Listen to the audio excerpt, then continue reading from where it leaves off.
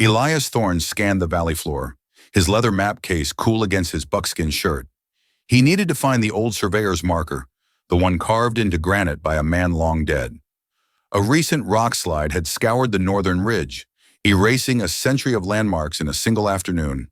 Without that marker, the Reed homestead down below would be legally indefensible, and a promise he made to a dying friend would turn to dust along with their claim.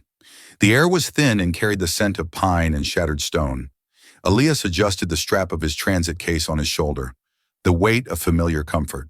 He had walked this high country for weeks, following the faded ink of a map drawn 20 years prior. The rock slide was a fresh wound on the mountainside, a chaotic jumble of raw earth and splintered trees where a gentle, forested slope should have been. He could see the Reed cabin from his vantage point, a small, stubborn shape with a thread of smoke rising from its chimney. It looked impossibly fragile against the vastness of the wilderness. He started his descent, not toward the cabin, but toward the edge of the devastation. His work always began at the point of breakage.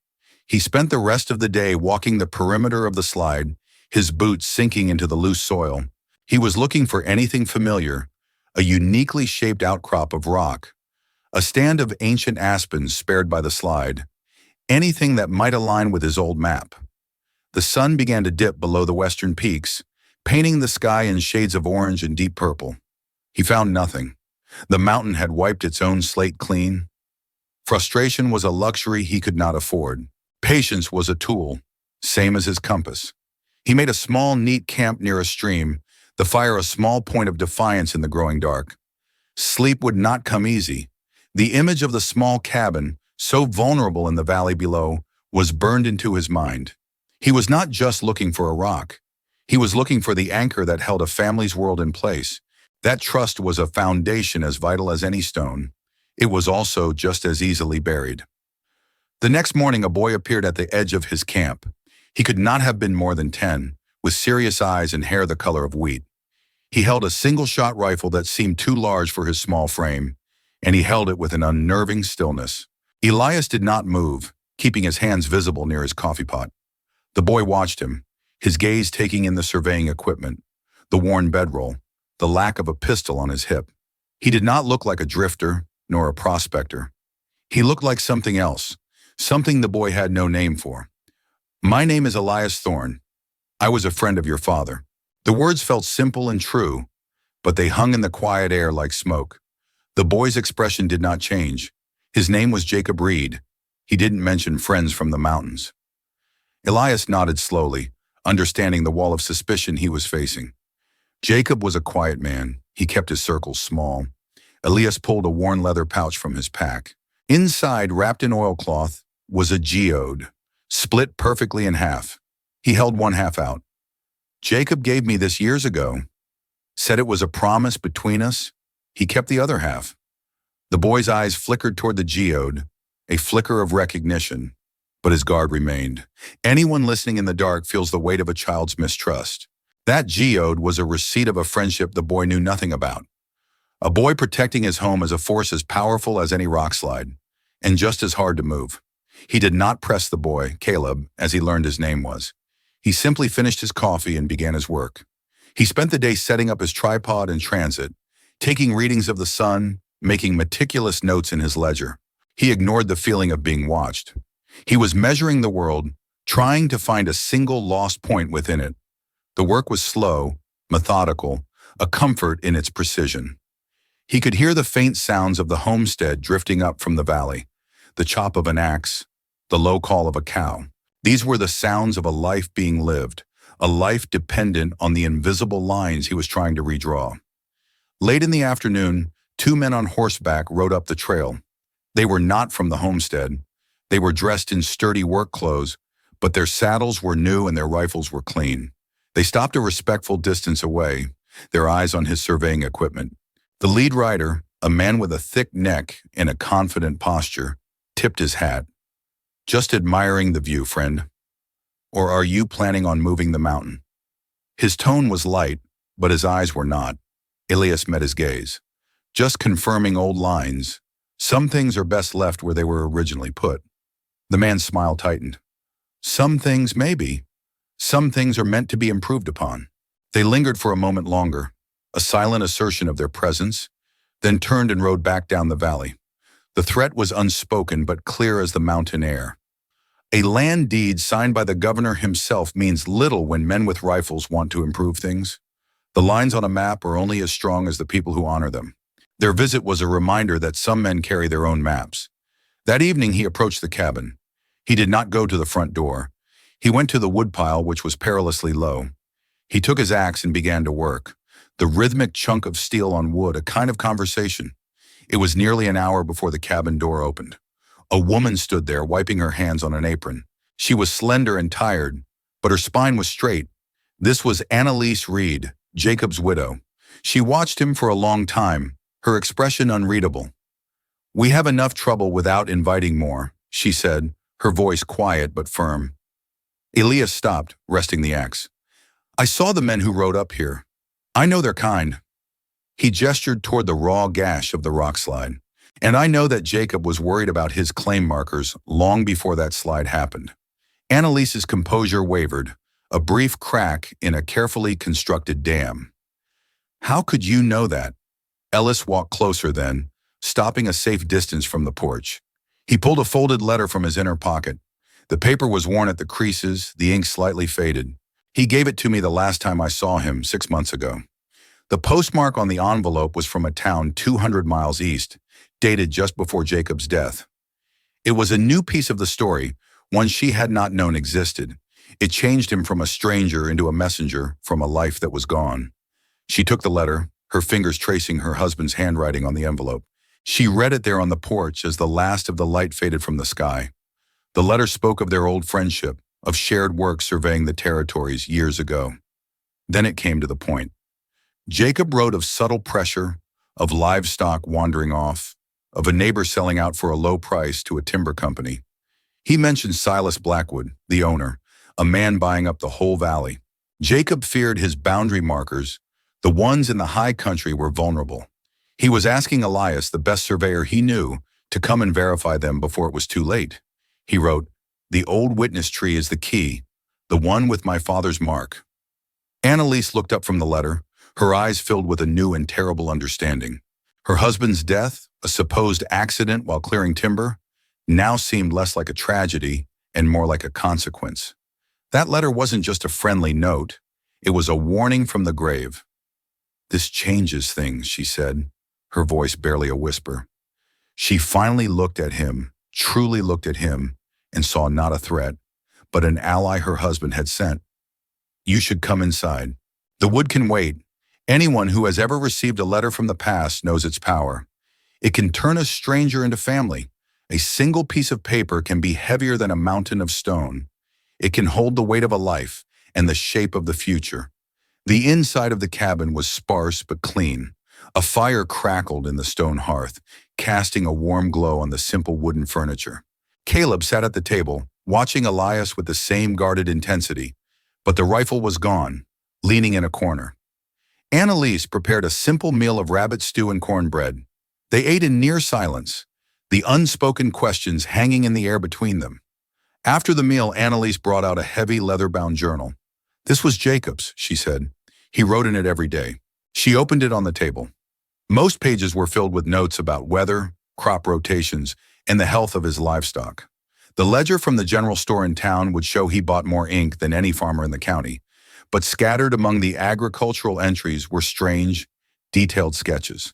A drawing of a particular rock formation, a series of compass bearings with no apparent destination, a rough sketch of the northern ridge, with a large ancient pine tree circled and marked with the letters WT. "Witness tree," Elias said softly. "That's it. That's what he was talking about in the letter." He leaned closer, studying the drawing. The tree was distinctive, with a lightning scar running down its trunk. He also saw a small notation next to it, an X carved over a W. That was Jacob's father's mark, a family signature on the land itself. Caleb, who had been watching silently, finally spoke. "I saw that tree, before the slide. Papa took me up there once. He showed me the mark. He said it was our family's heart, carved in wood." The boys' memory was now the most important map they had. A child's recollection became the key to their entire world. The hope was fragile. The tree Jacob had sketched was located precisely in the center of the rockslide's path. It was almost certainly gone, splintered into a million pieces, and buried under tons of rock and earth. A feeling of despair settled over the small cabin, thick as the winter cold. Annalise's face, which had held a flicker of hope, grew shadowed again. "It's gone then," she said. "Everything is gone." Elias looked at the boy, Caleb, who stared down at his father's journal as if he could will the tree back into existence. "Not everything," Elias said, his voice steady. "The mark was on the tree, but the tree was a witness to something else." He pointed to the compass bearings on the page. "These aren't random. Jacob was a good woodsman, but he wasn't a surveyor. He was measuring from a known point, the tree, to the unknown point, the original government survey marker. The tree is gone, but the marker might not be. The granite marker was their true legal claim. The tree was just the guidepost to find it. This changed the task from impossible to merely monumentally difficult. They were no longer looking for a lost tree. They were looking for a single, carved stone on a ruined mountain. A lost map forces you to look at the land in a new way. You start to see the memory instead of the ruin. The next morning, Elias did not go up the mountain alone. Caleb insisted on coming, his father's journal tucked securely in his coat. He was quiet, but his eyes were sharp. He remembered the way the light fell in the late afternoon, the shape of a hawk's nest in a nearby pine, the feel of the ground beneath his feet. These were not the precise measurements of a surveyor, but they were a map of a different kind, a map of memory. They spent the entire day on the treacherous, unstable ground of the slide. Elias used his transit, taking sight lines, trying to triangulate the approximate location based on Jacob's crude bearings and Caleb's memories. It was slow, frustrating work. The landscape was alien, a chaotic mess that resisted order and measurement. Caleb would point. "I think it was near here." The big rock looked like a sleeping bear from this spot. Elias would set up his equipment, take his readings, and find nothing. The sun beat down on them, and the silence of the mountain was broken only by the whisper of the wind and the scuttling of loose stones. By late afternoon, they were both exhausted and discouraged. "We should go back," Elias said gently. "We can try again tomorrow." Caleb's shoulders slumped.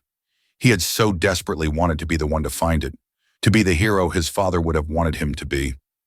A crate found half buried in the mud bore the mark of the Blackwood Timber Company, a stark reminder of who had benefited from this convenient disaster. Disappointment is a cold companion on a mountainside. It can make the walk home feel twice as long. They were making their way back down when Caleb suddenly stopped. He was staring at a massive slab of granite, tilted at a strange angle, that had been unearthed by the slide. "Wait," he said. He scrambled over the loose rocks, his weariness forgotten. He ran his small hands over the surface of the stone. "What is it?" Elias asked, making his way carefully over to the boy. Caleb didn't answer. He was brushing away dirt and lichen from a spot near the bottom edge. Then he stepped back. "It's not the marker," he said, his voice full of a strange mix of disappointment and discovery. "It's something else." Elias knelt beside the stone. There, deeply carved into the granite, were two sets of initials and a date, JR and AT, with a date from 20 years ago. Jacob Reed and Elias Thorne. It was from their first surveying trip together, a foolish, youthful carving they had made to mark their friendship and their first big contract. Elias had completely forgotten it, but the rock had not. This carving wasn't a legal marker, but it was a receipt of their shared past, a point of certainty in a sea of chaos. He pulled out his own old field journal, the one from that first trip. Flipping through the brittle pages, he found the entry for that day. It included a precise measurement. From our mark, the primary section marker is 420 paces due north. The rock slide had destroyed the landscape, but it had also uncovered a memory he thought was lost forever. Sometimes the thing you are not looking for is the very thing you need to find. The past has a way of showing up right when you need it. The next day felt different. There was a current of purpose in the air. Elias and Caleb returned to the carved rock, the friendship stone as Caleb now called it. Using the old journal entry, Elias took a new bearing, a line of sight pointing directly into the heart of the rock slide. The distance was 420 paces, It was a simple instruction, but a perilous one to follow. The ground was a treacherous maze of loose rock, upended trees, and hidden pockets of soft earth. Each step was a risk. They moved slowly, Elias in the lead, counting each pace aloud. Caleb followed, his eyes scanning the ground. They were not just walking. They were reading the story of the mountain's collapse. 100 paces. They crossed a field of shattered shale. 200 paces. They had to detour around a massive root ball of an ancient fir. 300 paces. The ground became steeper, the footing more precarious. Annalise watched from the cabin porch, a small, still figure in the distance. Her entire world rested on the careful steps of a man and a boy on a broken mountain. Anyone listening can feel the tension in that count, each number a step closer to salvation or failure.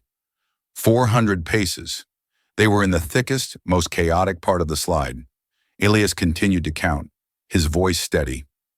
415. 416. He was scanning the ground, looking for any sign of cut stone, anything that did not belong to the wild tumble of nature. 419. He took the final step. 420. He stood on a small, relatively flat patch of ground, surrounded by debris. There was nothing there, just dirt and broken rock. A heavy silence fell between them. The mountain had given them a clue, only to lead them to a dead end.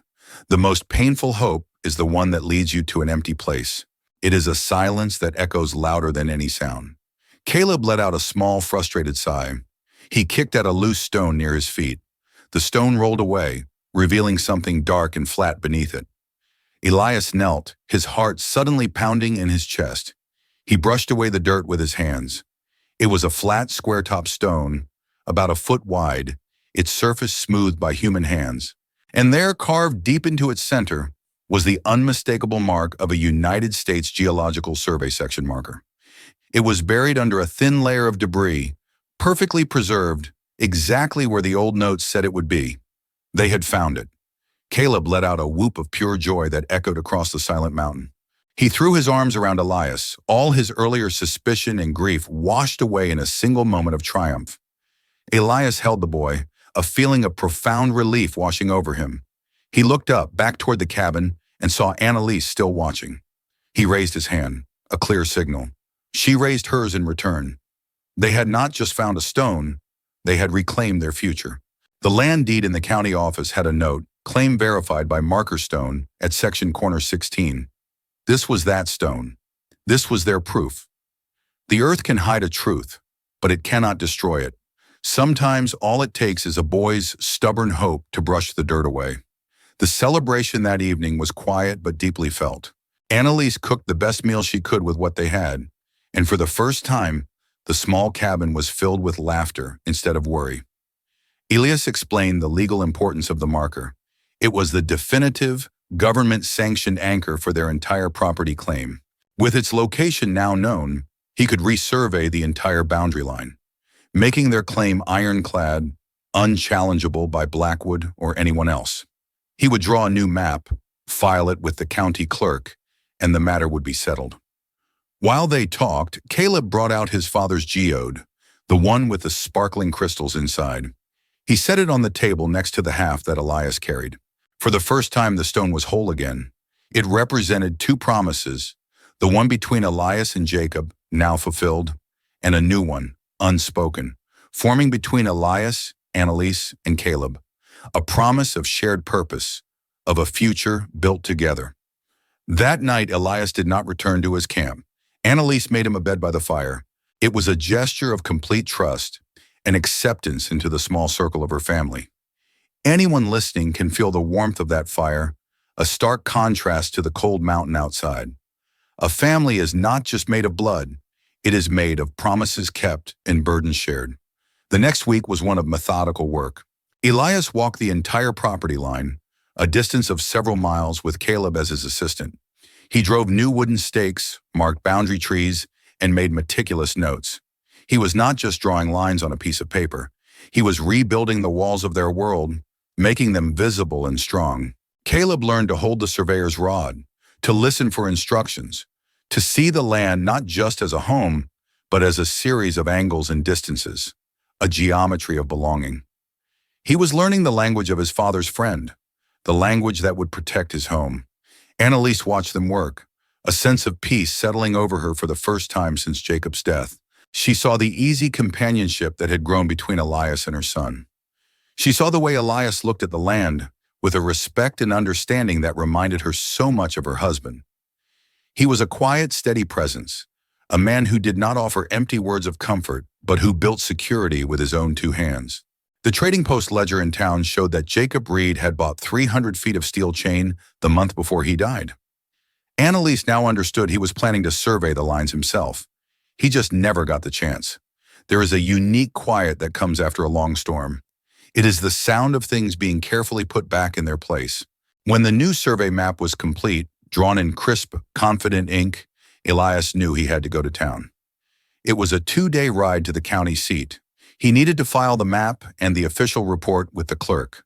This was the final step, the one that would make their victory official. Annalise packed him food for the journey. Caleb polished the leather on his saddle until it shone. There was an unspoken tension in their farewell.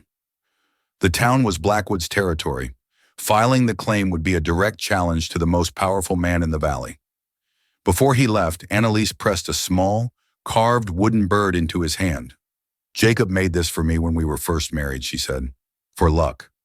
It was a small, intimate gesture, a token of trust and something more, a hope for his safe return.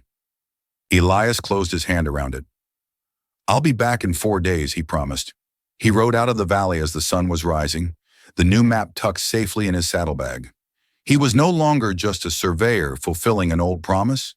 He was a man fighting for a family's future, a future that was beginning to feel like his own. A journey is measured not just in miles, but in the weight of what you carry. He carried the hopes of a woman and a boy in his saddlebag. The county seat was a bustling town, a world away from the quiet of Whisperwind Valley. The air was thick with the dust of wagon traffic and the smell of coal smoke. Elias went directly to the courthouse, a stern brick building that seemed to command the entire town square. The clerk's office was a small, musty room filled with shelves of heavy, leather-bound ledgers. The clerk himself was a small man with a green eye shade and an air of permanent boredom. He barely looked up as Elias unrolled the new survey map on the counter. "I'm here to file a resurvey of the Reed homestead in Whisperwind Valley," Elias said, his voice calm and steady. The clerk's boredom evaporated. He looked from the map to Elias, then back again. "The Reed claim. There's been some interest in that property." He gestured to a nearby ledger, open to a fresh page. "A claim challenge was filed yesterday morning by the Blackwood Timber and Ore Company." The clerk tapped a line of neat script. "It claims the original survey was invalid and the property lines are improperly marked. A hearing is set for next week." Elias felt a cold knot tighten in his stomach. Blackwood had anticipated him. He hadn't just been applying pressure, he had been preparing a legal ambush. The crate he had seen on the mountain with the Blackwood mark was a sign of their confidence, a stamp of ownership already claimed. The law can be a weapon, same as a rifle, and Blackwood had just fired the first shot. Elias did not show his surprise. He calmly pushed his new map forward, along with his sworn affidavit and a copy of his surveyor's license. "Then file this as evidence for that hearing. The marker stone has been located and the lines have been verified according to the original government survey of 1862. The clerk's eyebrows rose. The original marker. Blackwood's claim says it was destroyed in the rockslide. "It was buried," Elias said. "Not destroyed. There is a difference." The clerk looked at Elias with a new respect. He took the documents and stamped them with the official county seal. He made an entry in the ledger, right below Blackwood's challenge. It seemed Blackwood's improvement was going to be contested. Elias left the courthouse feeling the weight of the coming fight. He had the truth on his side, but Blackwood had money and influence. He knew the hearing would not be a simple matter of presenting the facts. It would be a battle for the narrative, for the hearts and minds of whoever would sit in judgment. He walked across the street to the town's only hotel. As he signed the register, he saw a familiar name from 2 lines above his own, Silas Blackwood. He was here, in this town, directing the fight personally. The realization settled on him with a chilling certainty. This was not just about one small homestead. It was about everything. A fight on paper is still a fight. and the enemy was closer than he had ever imagined. That night, sleep did not come. Elias lay in the small hotel room, the sounds of the town filtering through the thin walls. He thought of Annalise and Caleb, waiting back in the valley, unaware of the new complication. He had promised to protect them, but the fight had moved to a battlefield he was not accustomed to. He was a man of landscapes and distances, of empirical truth carved in stone. Blackwood was a man of whispers, influence, and the flexible truths that could be bought and sold. He felt the small wooden bird in his pocket. It was a reminder of what was at stake. The next morning, he went to the land office to review the original 1862 survey maps. He spent hours poring over the delicate, brittle documents, the fine, spidery ink detailing the creation of the valley's parcels. He found the section that contained the Reed homestead. Everything was exactly as he expected. The lines clear, the notes precise. But then he saw something else. On the adjoining parcel, the one to the north that now belonged to Blackwood, there was a small, almost faded notation in the margin. It read, "Possible vein of silver-bearing quartz noted along southern Boundary Creek." The note was signed by the original surveyor. The creek in question was the one that ran right through the Reed's property. Anyone who has ever looked at an old map knows the real treasures are often in the margins. It was never about the timber. It was about what was underneath the land. This new knowledge changed everything. Blackwood wasn't trying to steal a farm. He was trying to steal a mine. The water rights, the timber, it was all a smokescreen. This greed was older, deeper. Elias carefully made a tracing of the map, including the surveyor's notation. This was the motive, the missing piece of the puzzle. Jacob Reed had probably never known the true value of his land. He had fought to protect his home, while Blackwood was maneuvering to get at a hidden fortune. Jacob's death, which had seemed like a tragic accident, then a possible convenience for Blackwood, now felt like a cold and calculated necessity. Armed with this new information, Elias felt a shift inside him. The fight was no longer just defensive. It was now about exposing a truth that had been hidden for years. He knew he couldn't do it alone. He needed allies.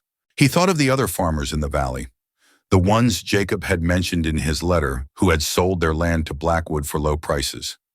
He went back to the clerk's office and spent the rest of the day looking through property transfer records. The old land deeds carried the same territorial stamp, one after another, all signed over to the Blackwood Company over the last 5 years, all for prices far below their value. The pattern was undeniable. A single lie can be powerful, but a pattern of lies is a confession. Elias left town the next morning, a day earlier than planned.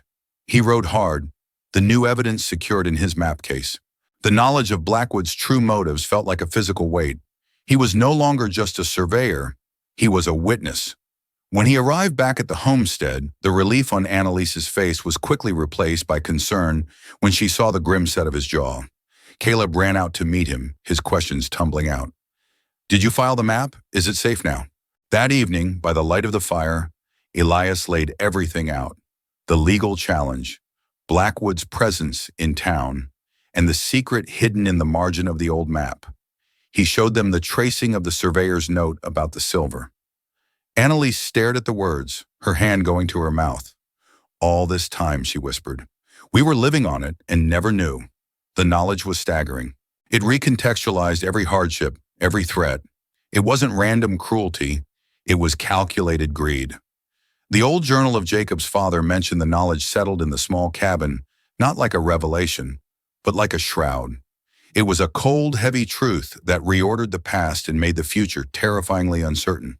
Jacob's death was no longer a tragedy, it was an assassination. The rockslide was no longer an act of nature, it was an opportunity. And Silas Blackwood was no longer a greedy landowner. He was a thief willing to kill for a secret buried in the earth. Annalise sat at the table, her hands flat on the worn wood, as if trying to hold her world steady. Caleb stood by the fireplace, his face pale in the flickering light. The innocence of his grief now tainted with the bitter knowledge of his father's murder.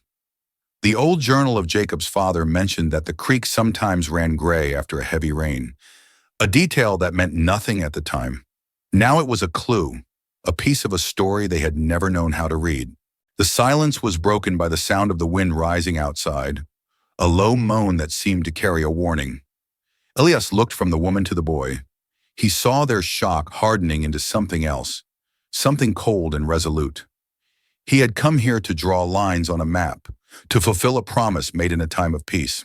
Now he stood on a different kind of boundary, the line between a legal dispute and a war. A map of the land was also a map of a man's greed, and they were standing directly in its path.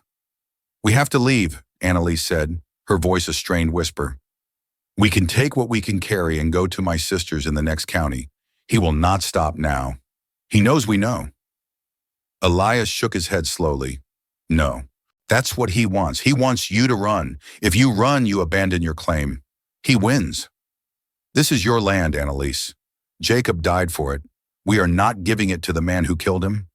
His words were not meant to be comforting. They were meant to be a foundation, something to stand on now that the ground had shifted beneath their feet. "But how can we fight him, Elias?" Caleb asked, his voice shaking but his eyes defiant. "He has men. We are just us." Elias looked at the boy, then at the rifle leaning in the corner. He thought of the mountain outside, a landscape he knew with the intimacy of a man who measured its every contour. He thought of the rockslide, a treacherous, unstable chaos that no one would dare enter without a guide. "You have more than you think," he said.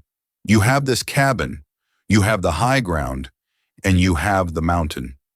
Blackwood knows the value of this land, but he does not know the land itself. We do." There was no more talk of leaving. The decision settled over them, as quiet and final as the closing of a door. They were staying. They were fighting. The fight would not happen in a distant courthouse with lawyers and judges. It would happen here, in this valley, on this homestead. A home is not the walls that stand, but the people who defend them. They spent the rest of the night preparing. It was not the panicked preparation of victims, but the methodical work of soldiers. Elias barred the windows with heavy planks from the barn.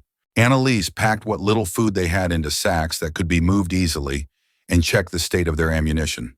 Caleb, guided by a grim purpose that made him seem older than his years, cleaned his father's rifle until the barrel gleamed. They worked together in a state of heightened awareness, every sound from outside, every creak of the floorboards, a potential threat. Dawn arrived not with warmth, but with a cold, gray light that revealed two riders on the ridge opposite the cabin. They were too far away to see clearly, but their stillness was menacing. They were not passing through. They were watching, surveying. The same way Elias had surveyed the land, they were now surveying its defenses. Elias watched them through his transit, the powerful lens bringing them into sharp focus. One was the man with the thick neck from his first day on the mountain. The other was a stranger. They were Blackwood's men, the advance guard of his greed. They were not there to talk. They were there to measure a final claim. They watched the cabin all day, a silent, nerve-wracking siege. Elias knew this was a tactic of intimidation, meant to wear them down, to make them feel exposed and helpless. But he used the time. He walked the perimeter of the cabin with Caleb, pointing out lines of sight, fields of fire, places of cover. He was no longer a surveyor drawing property lines. He was a tactician drawing battle lines. He spoke in a low, calm voice, teaching the boy to see the familiar landscape of his home as a fortress. The woodpile provides cover from the east. The creek bed is a blind spot from the ridge. That stand of aspens is thin. It will not stop a rifle round. Caleb absorbed it all, his young face a mask of concentration. He was learning a new and terrible geometry. That evening, the two riders were joined by three more. 5 men silhouetted against the dying light. Among them was a larger figure on a fine horse, a man who sat with an air of absolute authority. Silas Blackwood had come himself. He did not come to negotiate. He came to collect. The temperature in the cabin seemed to drop. Annalise stood by the window, her knuckles white as she gripped the frame. "He's here," she said, her voice flat. Elias moved to stand beside her. He watched as Blackwood dismounted and his men began to make a cold camp just beyond rifle range. They were settling in for the night, a clear statement that they had all the time in the world. They believed possession was the only law that mattered. That night, under the cover of a moonless sky, Elias slipped out of the cabin. He moved with a woodsman's silence, a shadow among shadows. He was not running. He was mapping the enemy. He circled their camp, staying downwind, using the terrain he knew so well to remain invisible. He heard their low conversation, their easy confidence. They spoke of the widow and the boy as inconveniences to be cleared away. They spoke of the surveyor as a fool who had stumbled into something he did not understand. They believed they were the predators, and the people in the cabin were the prey. They did not understand that the mountain itself had taken a side. An enemy's overconfidence is a weakness on any map. Elias returned to the cabin before first light, his mind racing with a plan. It was a desperate, dangerous plan, one that relied on precision, timing, and a deep understanding of the forces of nature. He explained it to Annalise and Caleb in urgent whispers. He told them where to be, what to watch for, and what to do when the time came. Annalise listened, her fear warring with a fierce protective instinct. Caleb listened, his eyes wide, but he nodded his understanding. He trusted Elias completely. He was giving them a way to fight back not with brute force, but with the mountain itself. As the sun began to rise, Elias walked out of the cabin. He was unarmed, his hands held open and away from his sides. He walked slowly toward Blackwood's camp. The men scrambled for their rifles, their surprise evident. Blackwood stepped forward, a cruel smile on his face. "The surveyor," he called out. "Have you come to your senses? Are you ready to accept my generous offer for this worthless piece of land?" Elias stopped 100 yards away, a safe distance. "The land is not for sale, Blackwood, and the law will find you for what you did to Jacob Reed." Blackwood laughed, a harsh, ugly sound that echoed in the quiet valley. "The law. I am the law in this valley. You and that woman and her boy are nothing but trespassers on my property, and I have come to evict you." "This is my final offer," Elias said, his voice carrying clearly in the morning air. "Leave now. Ride out of this valley and never come back. If you do, I will forget I ever saw you." It was a bluff, but a necessary one. He needed to hold their attention, to fix their focus on him and the cabin. Blackwood's smile vanished, replaced by a mask of cold fury. "You are in no position to make offers, Thorne. You have made a fatal miscalculation." He turned to his men. "Burn it. Burn the cabin. We'll see how they feel about their claim when it's nothing but ash." Two of his men, carrying torches, began to advance toward the cabin. This was the moment. This was the signal. Elias turned and ran, not back toward the cabin, but to the north, scrambling up the steep slope that led to the edge of the great rockslide. It was a move they did not expect. They thought he was a coward trying to save his own skin. Blackwood shouted at his men, "Get him! Don't let him get away!" Two of them broke off and started after Elias, firing their rifles as they ran. The bullets whizzed past his head, kicking up dirt and rock chips. He did not look back. He just climbed, his lungs burning, his legs aching. He was the lure, drawing the violence away from the cabin and up onto the unstable earth. From the cabin, Annalise watched through a small crack in the planked window. Her heart pounded in her chest, but her hands were steady. She had her own part to play. As Blackwood's two torch-bearing men got closer, she raised Jacob's heavy rifle, rested it on the sill, and took careful aim. She was not aiming for the men. She was aiming for the torches. The first shot rang out, impossibly loud in the tense silence. It missed. The men laughed and kept coming. She took a deep breath, let it out slowly, and squeezed the trigger again. The second shot struck the burning head of one of the torches, sending it spinning into a patch of dry grass. The grass ignited instantly, a line of fire beginning to spread in the wind. The men stopped, startled, looking back at Blackwood for orders. This was not the easy victory they had been promised. High above, Elias reached the edge of the rockslide. He could hear his pursuers closing in behind him. He did not stop.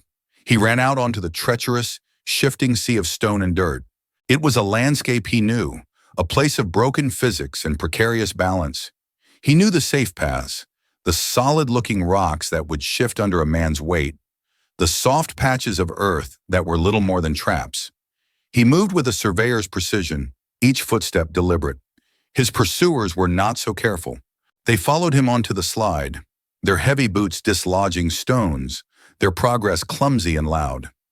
They were strangers in a place that did not welcome them.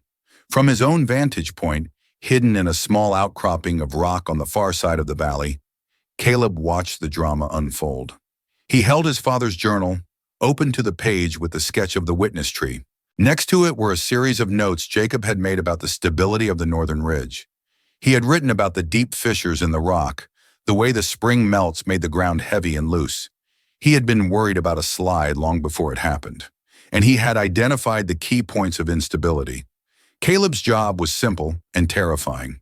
He had a single-shot rifle, and he had a single target. It was not a man, it was a place. A large, precariously balanced slab of granite, high above where Blackwood's men were chasing Elias. His father's notes had marked it with a single, ominous word: trigger. Elias was leading his pursuers directly into the kill zone. He could hear them cursing behind him as the unstable ground shifted beneath their feet. He glanced back and saw Blackwood, still at the bottom of the slope, watching the chase, his face a mask of smug satisfaction. He believed he was watching the end of the surveyor. He did not realize he was watching the mountain pass its own judgment. Elias reached a designated point, a large solitary boulder that he had used as a landmark before.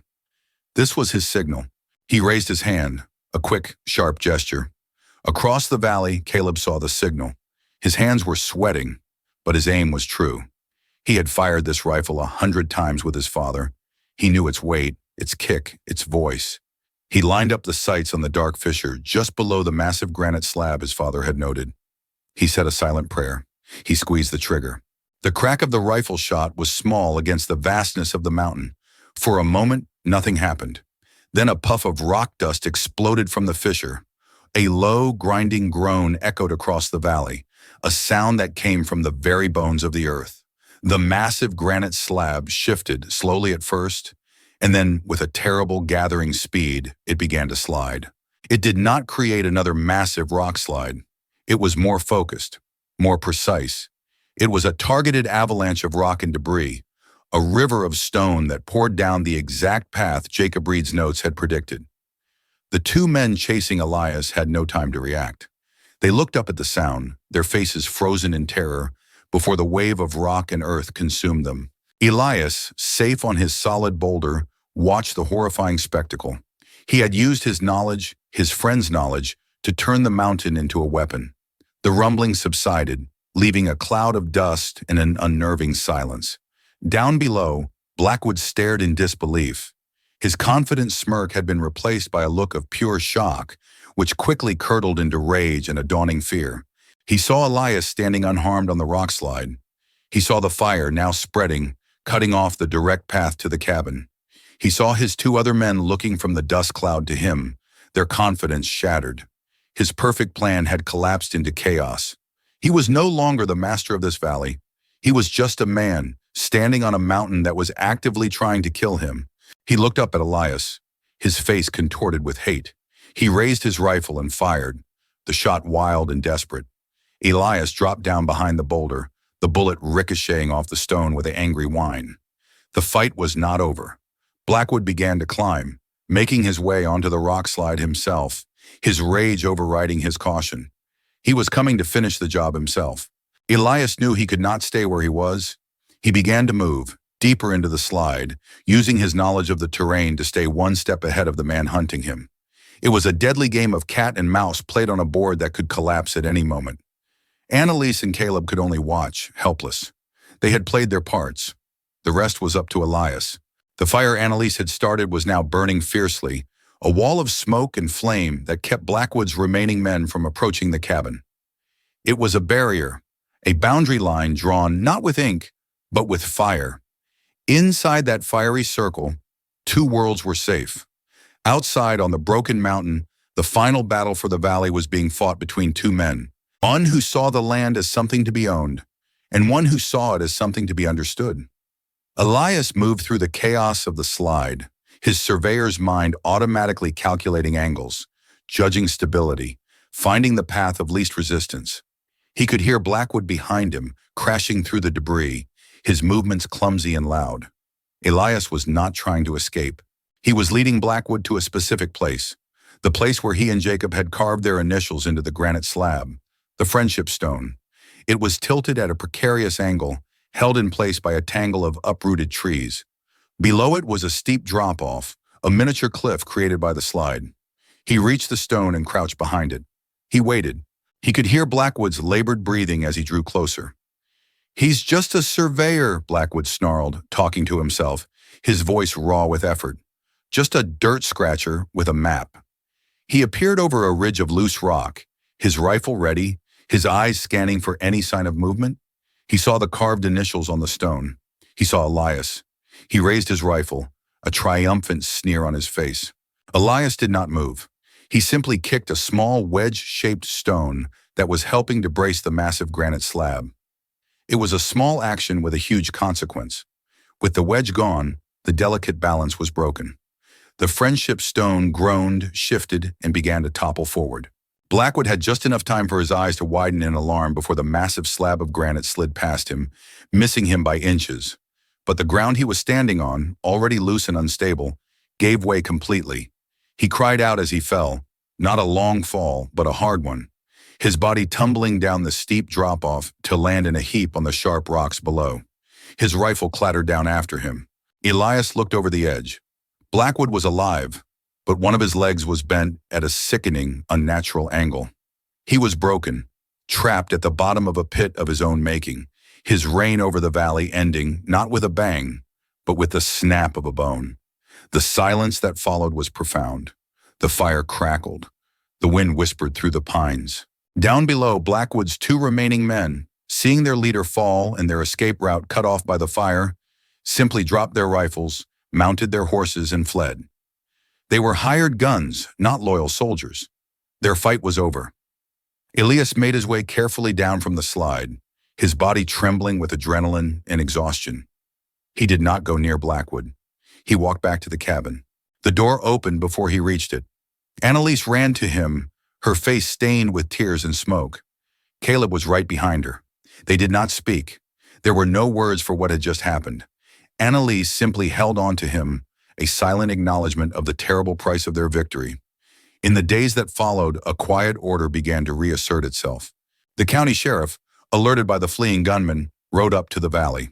He found Blackwood, delirious with pain, and took him into custody. He listened to Elias and Annalise's story, saw the evidence of the attack, and wrote it all down in his official report.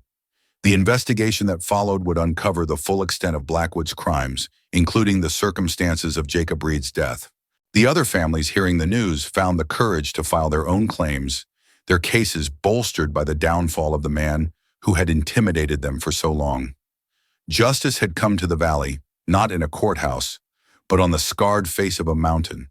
But for Elias, Annalise, and Caleb, the legal victory was secondary. The true victory was in the quiet moments that followed. In the shared work of repairing the cabin, of clearing a fire break around their home, of replanting the scorched grass. They had faced the worst and had survived, not as individuals, but as a unit. Elias did not leave. There was no question of him leaving. His work here was not finished. He had drawn the lines that defined their land. Now he was helping to rebuild the life within those lines. One evening, weeks later, the three of them sat on the porch. The scars on the mountain were still visible, a permanent reminder of their fight. Caleb brought out the two halves of the geode and placed them together on the railing. "It's whole now," he said, looking at Elias. His voice was not the voice of a child anymore. It held a new, quiet gravity. Elias reached over and put his hand on the boy's shoulder. He looked at Annalise, whose hand rested near his, and a silent understanding passed between them. The promise to a dead friend had been fulfilled in a way he could never have imagined. It had been forged anew in fire and fear and courage. He had come to Whisperwind Valley to find a single lost point on a map. He had found a home instead. The lines were no longer just on paper. They were written on his heart.